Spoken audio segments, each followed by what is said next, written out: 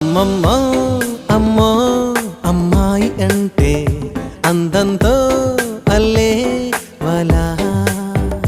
అబ్బబ్బో అబ్బో అబ్బాయి అంటే మాటలు ముంచి అలా. కవ్వించే నవ్వే పువ్వై పూసిన గుండెల్లో ముల్లై తాకదా. ఊహల్లో ఎన్నో ఎన్నో పంచిన చేతల్లో అన్నీ అందునా. అమ్మమ్మో